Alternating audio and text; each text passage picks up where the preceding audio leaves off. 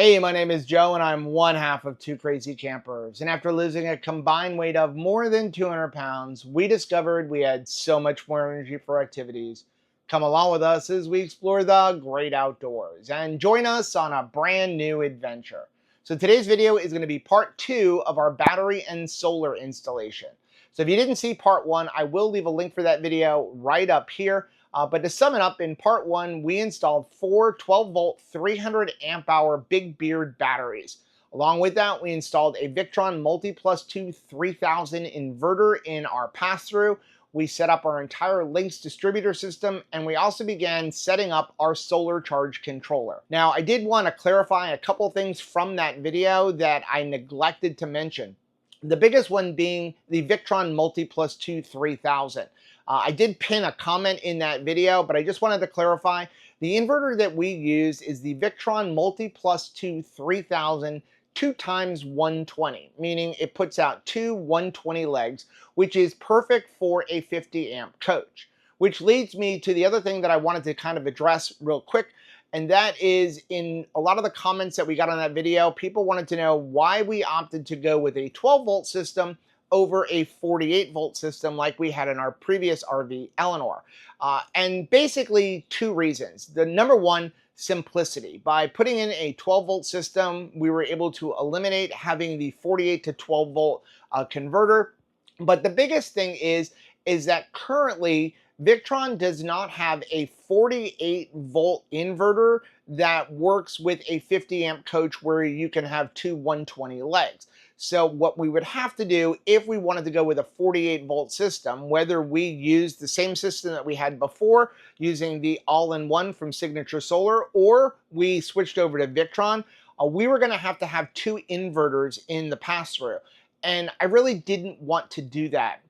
You know, our pass-through space is limited, our weight capacity is limited, and so we really feel like it wasn't necessary to have that much. We don't need to have that many watts because I have no intention on running both of my ACs at the same time when we're on battery power. But it really came down to space. If we wanted to go with a 48-volt system, we were going to have to put in 2 of the inverters, and that would take up more room. Oh, and by the way, it was going to cost a lot more money. So we just decided to go with the 12-volt system. Now, if you have any questions about the system we're installing, feel free to leave those questions down below in the comment section, and I will do my best to either A, answer the question for you, or B, point you in the direction where you can find that answer.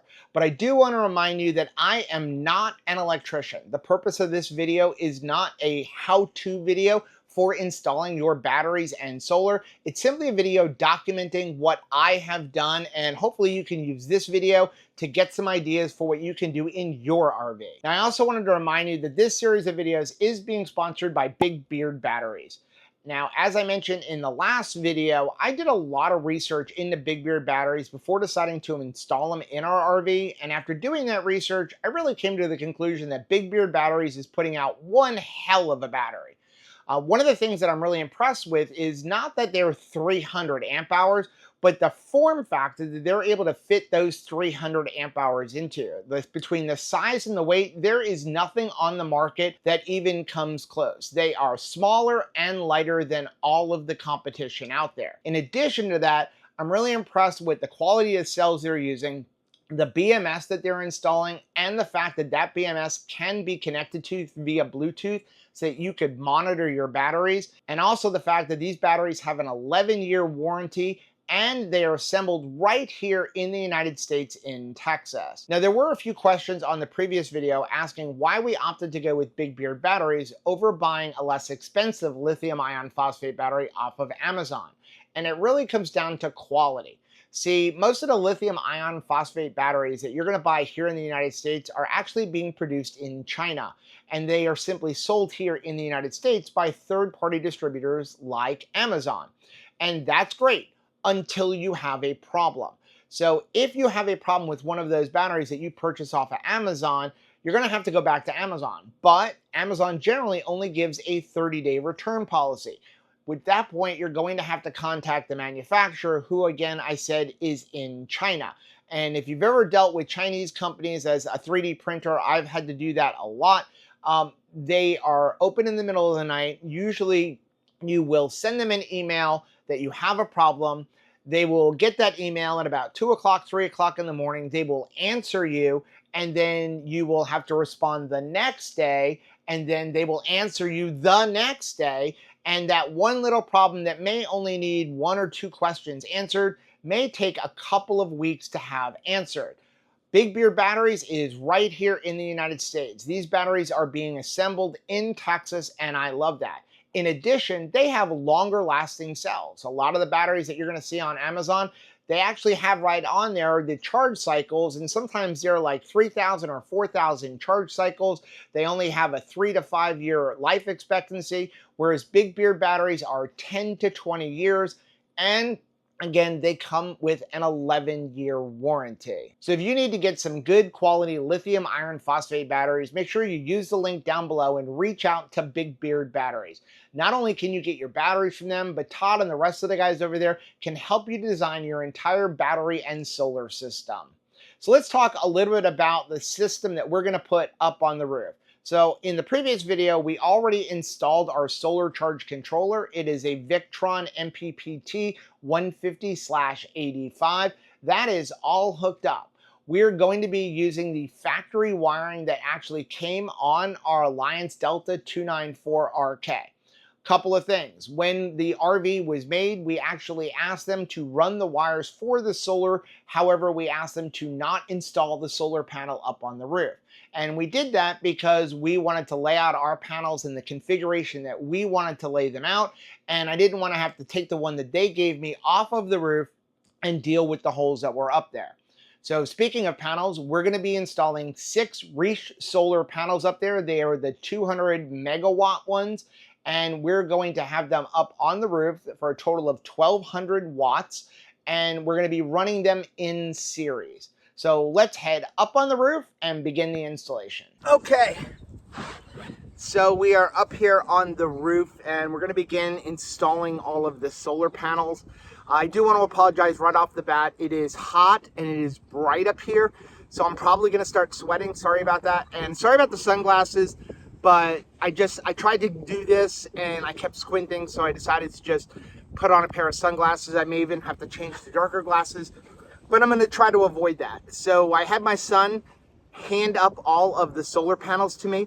They're not heavy, but they're awkward because of their size. So I would not advise trying to carry them up on the ladder by yourself. You're probably going to hurt yourself, and there's a good chance you're going to drop one. So just have somebody help you by handing them up onto the RV. So before we get into the installation, I've already laid them out to try to figure out where I want to put them. I'll show you in a minute. Before we do that, I wanted to go over some of the things you're going to need to actually affix the panels to the roof. So obviously you're going to need some solar panels, and again, I'll leave a link down below in the description for the ones that we're using. They're the 200 megawatt ones from Reach Solar. Then you're going to need some kind of a bracket. So we're using these brackets. These are super easy and inexpensive. They're from Reach Solar. On our old RV, we did these brackets for like tilting. I never tilted them, and they were kind of a hassle. That's why I didn't tilt them. These are much easier to install. They're basically these brackets that look like this, and what's going to happen is you have one hole right here. This actually screws into the solar panel, and then you have 2 holes here for the bolt that's actually going to go into the roof.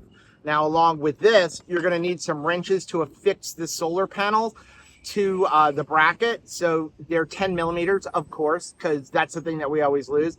So you can use a socket and an open-end wrench, or you can use 2 open-end wrenches, whichever one you want. Now, depending on how meticulous you want to get and where you're going to lay them out, you'll want to have a tape measure so that you can measure the distance from the edge of the panel to the roof, especially if you want to have it in a nice straight line. Just depends on how meticulous you want to get with your installation.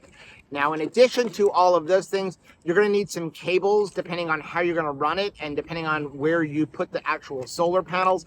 So we've got some of these extra cables. I've got some 3-foot cables and some 1-foot cables. So this is how I'm going to lay them out on the roof. It's giving me enough room. If I wanted to add more later, I can. And I have them upside down just so they're not absorbing a bunch of heat while we're trying to work on it. Plus, you have to put the brackets on, and you need to have them upside down anyway.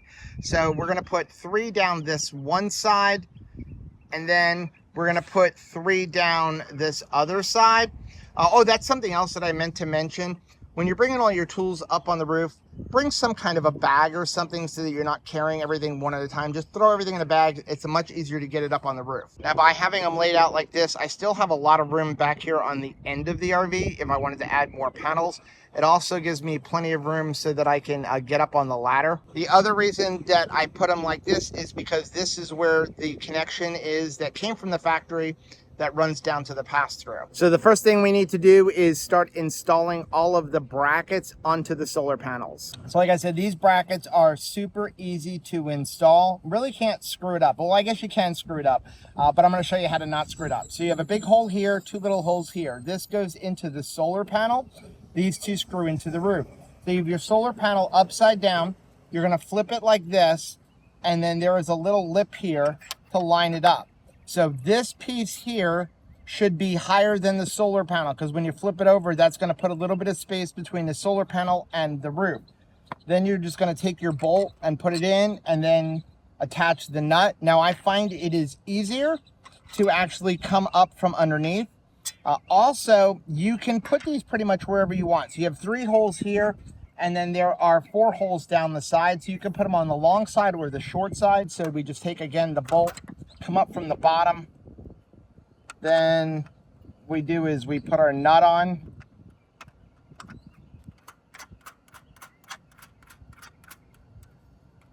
And then you're going to use your socket wrench or your open end to tighten everything down. So the next thing we're going to do is go ahead on all the panels, and we're going to untie all of our cables, and then we're going to start laying everything out. So what you're going to do is you're going to untie your cables, flip over your solar panel, and make sure you have access to your cables. So we're going to go from panel to panel to panel, and we're going to be wiring these in series. So what that means is our positive is going to go into this piece right here. Then our negative is going to run down to the next panel, and it's going to plug into that positive cable. Then the negative cable on that panel is going to run to the positive on the end one and keep going around. So that negative will go to the positive over there.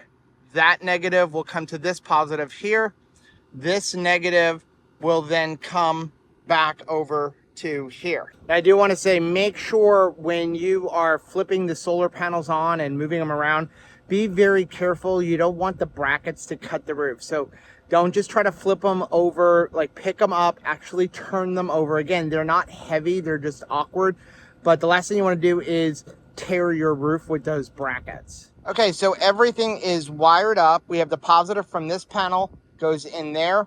The negative is running down into there. We needed to use a 3-foot extension. Then the negative from that panel runs to that one. We didn't need any extension. The negative from that one runs to the positive of that panel. We didn't need an extension. The negative from that panel runs to this positive. We didn't need an extension. Then over here, we did need an extension from there to here. So that negative is using a 3-foot extension that's coming to this positive.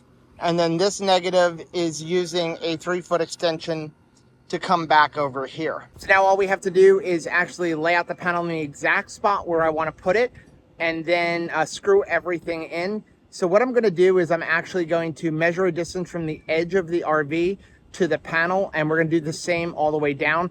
I'm not worried about the spacing between the panels. For me, that was more about wire run.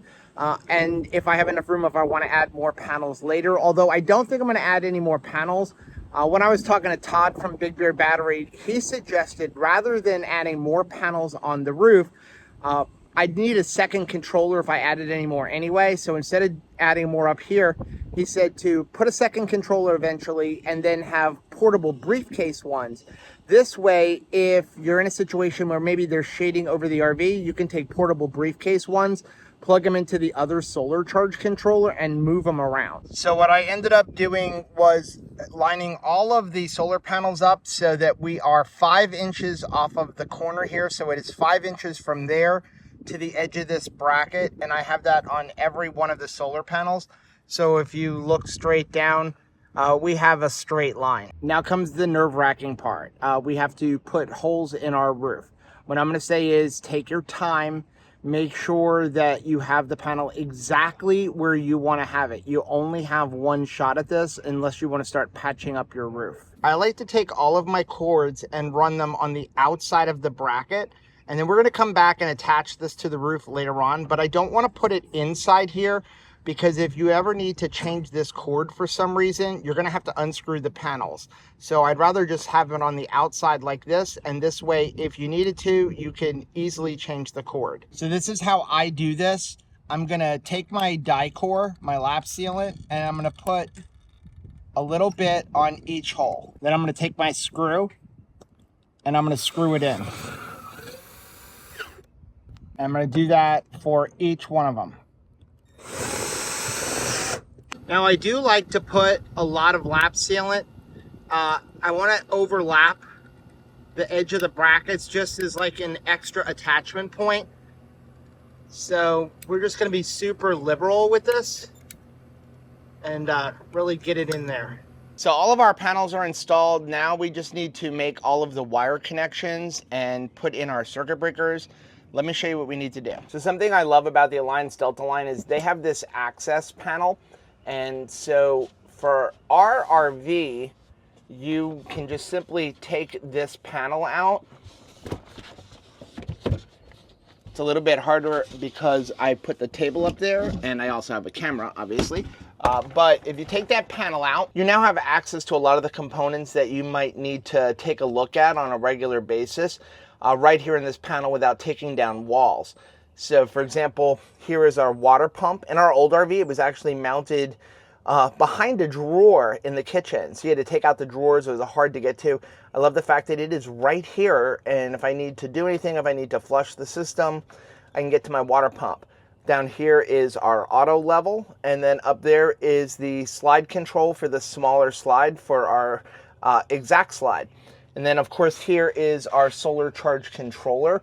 So the Alliance Delta actually comes with a 40 amp, I believe, solar charge controller. It's just a Renology. And I knew I wasn't going to be using that because it wasn't going to be enough for the solar I was putting on. So that's why we've replaced that with the Victron 150/85. And we're pretty much going to max it out with our 1200 watts of solar because we're running in series. So we have this here.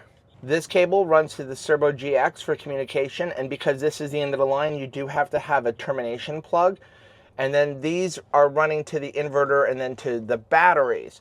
So just to let you know, if you have your batteries on, if you're plugged into shore power, these wires are live. So if you were to touch this positive, like inside of this post or anything, you're going to get shocked. So we're going to actually use two individual circuit breakers right here. These are DIN rail ones, so you don't need to put them into a box. So a DIN rail would be basically you mount this rail up on the wall and then they just hang like that. The thing about that is I worry about accidentally hitting these switches. So I'm actually going to put them into a box, but you don't need to. Now, some people are actually going to use something like this, which is the same thing. It's a circuit breaker, but both of them are joined. If you want to do it properly, they should be separate. If you can only find these, you can actually break this little piece. Actually, this is just a little tab that slides on. You could try to pry it off. This will work fine, but to do it correctly, your positive and your negative should be separated for turning them off. So these wires right here are what's running from our solar panels up on the roof. Now we have it disconnected.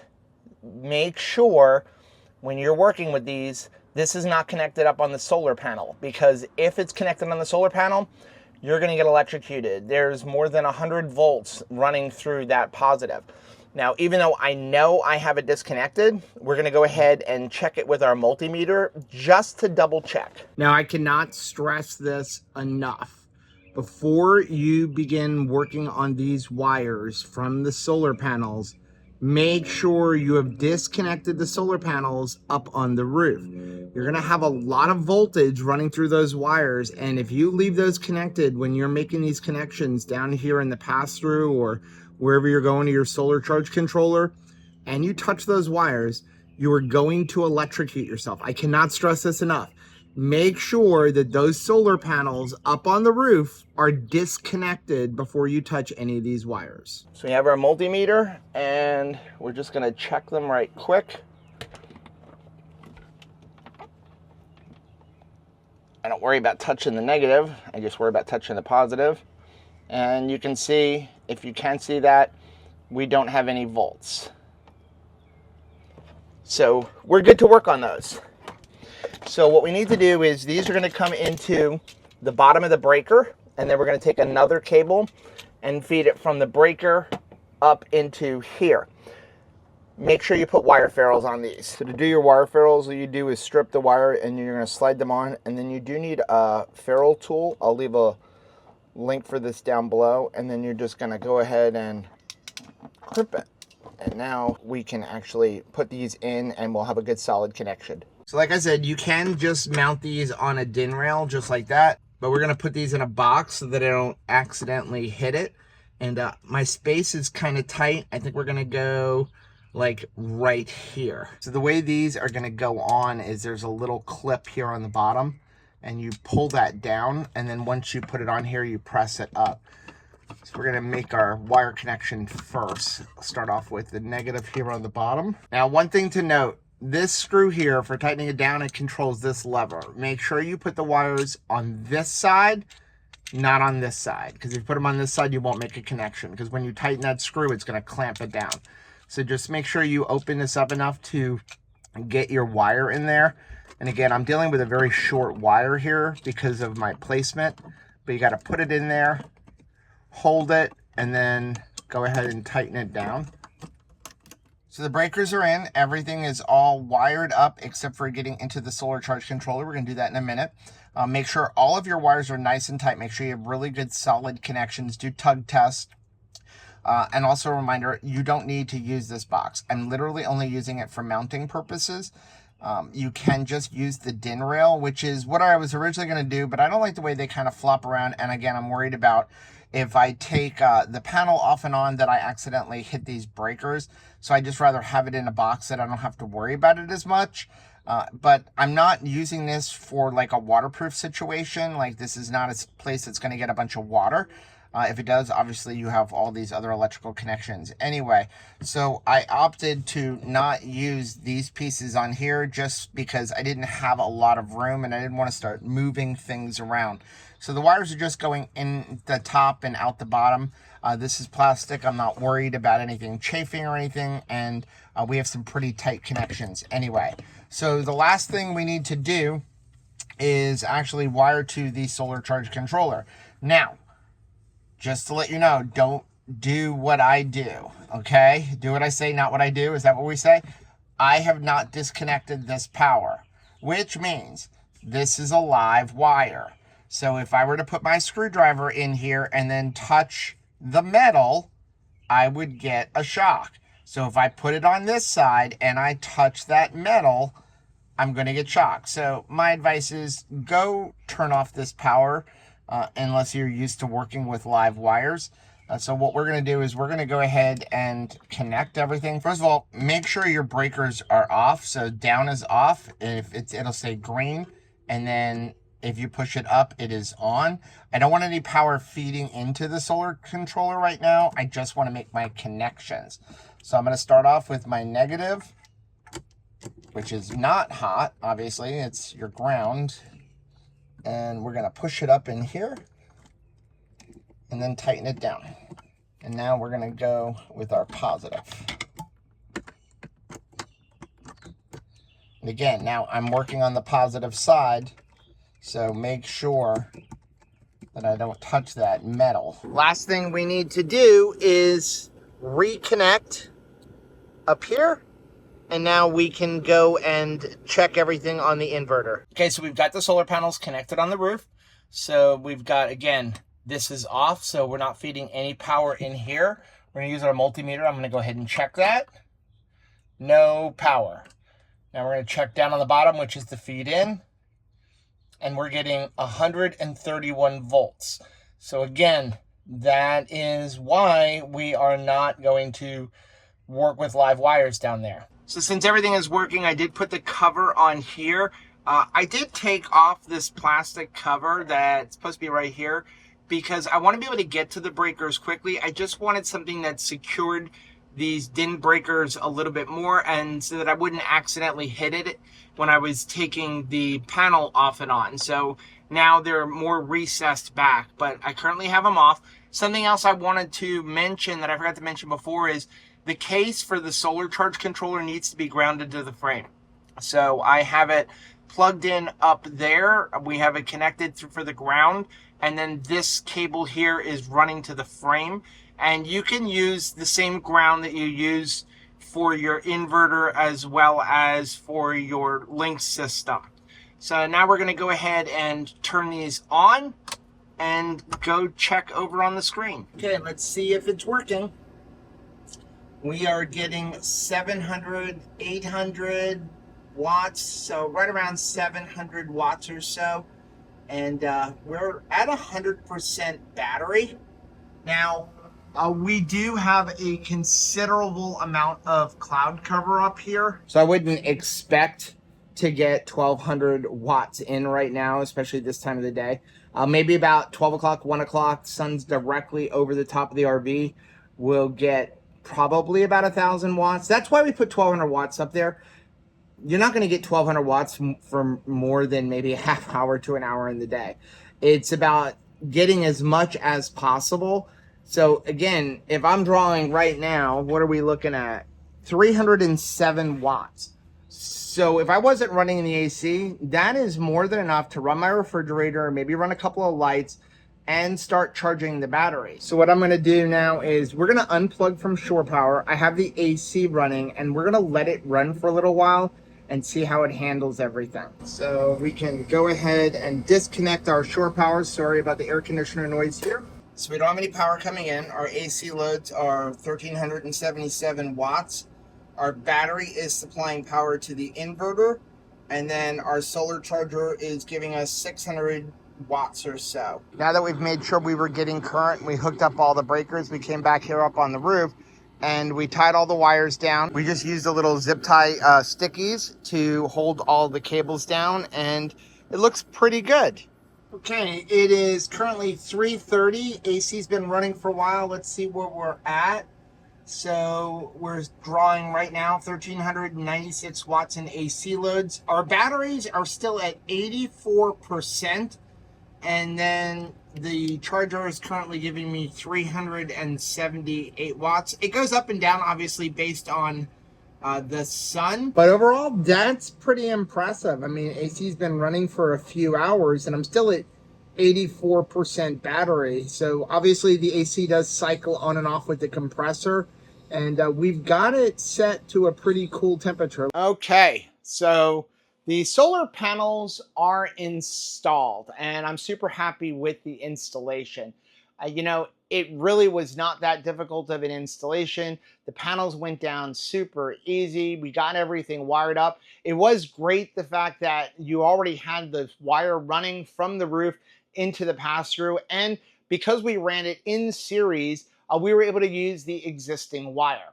And that leads me to one question I wanted to answer that I'm sure people are going to ask down below in the comments section, and that is, why did we decide to go with a series configuration over a parallel configuration?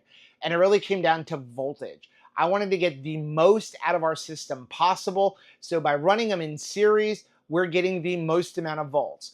The Riche 200 megawatt solar panels put out between 20 to 24 volts, meaning by running them in series, we're going to be getting between 120 and 144 volts into the system to make it more efficient. Now, there is obviously a downside to running it in series over parallel, and that comes down to shading. But if it becomes an issue where maybe we're getting too much shading, we could always switch up the configuration a little bit by running them in a hybrid where we can have 3 panels in series and then having those paralleled together to get like the best of both worlds. But right now we're going to see how this goes. The bottom line is the reason we're running the solar up there is because we want to be able to just kind of top off our batteries and handle things during the day. We have plenty of battery for night, and then also during the day we could always run a generator if we needed to charge up the batteries a little bit more. But most of the boondocking we're going to be doing is going to be out in the open, and our plans for going across country next year, I'm not too worried about shading from trees. But overall, the installation went very smoothly, again, partially to the fact that we already had the wire run, we had the rest of the system set up, and we didn't have anything up on the roof, so we had plenty of room up there, and as you saw, we even have room if we want to add a couple of more panels. Now in the next video, we're going to do a series of tests with this system, and it's going to be done over multiple days. My goal is to figure out, what is this system capable of? So some of the things that I'm looking for is, what can I run simultaneously? We already know from the last video that we can run our air conditioner. But the question is, can I run the air conditioner and the microwave? And can we run the air conditioner and the microwave while the refrigerator compressor is on? And what if Rachel happens to turn on the coffee pot? Is it possible to run both air conditioners on this system, especially if we were to install a soft start? And then some of the other important questions that I want to know is, A, how long will the battery last if I'm running the air conditioner? And then B, how long will it take to charge, both by plugging it in and along with solar? And then I'd also like to figure out, what exactly will that solar do? And we're going to run these tests, like I said, over a series of days, but we're going to leave the RV parked right here at the house. One of the reasons that I want to do that is because where I have it parked, we get sun for part of the day, but not all of the day. I have a series of trees over here to my right-hand side, and then we have our house over here, and the RV actually sits slightly below the house. So there's only a few hours a day where we're going to get optimal sun, and probably only about a half hour if we don't have any cloud cover, where we're going to get probably that full 1,000 to 1,200 watts. So I feel like that will be a good test for the system, because if it does well here, then it will do great when we're out camping and not surrounded by trees. Now, the other thing that I want to determine in that series of tests is, how long can we run the RV on battery alone if we don't plug into shore power and if we don't have a generator without running the AC? Theoretically, it should be indefinite, but you always have that situation of, what if you have a week straight of cloud cover and rain? Because that would definitely affect things. So we're going to do that in a couple of different ways. We're going to run it with just like, maybe leave the refrigerator running, have the lights on, and a couple of other things that will draw a little bit of electricity. And then maybe we'll also do it where we put the TV on a timer for, say, 6 hours a day. We leave our Starlink in along with our refrigerator, basically just simulating a bunch of energy that we would use if we weren't running the AC. For example, turning on the fan in the bathroom and just leaving it running. So I'm interested to see what kind of results that we'll get with all of those different tests. So make sure you subscribe to the channel and you hit that bell button so that you're notified when that video comes out. Now, once again, I do want to say a big thank you to Big Beard Batteries for sponsoring this series of videos. Again, if you need any kind of battery or solar installations, if you're just looking to purchase for your own installation, make sure you use the link down below and contact Big Beard Batteries. Now, again, if you like videos like this, if you've gotten any use out of this content, please do us a favor, hit that like button down below. That does two things. Number one, it really does help build the channel. But more importantly, what it does is it lets us know what kind of videos you guys are looking to see. Also, while you're down there, make sure you hit that subscribe button and that little bell button so that you are notified every time we upload a new video. And until next time, happy camping.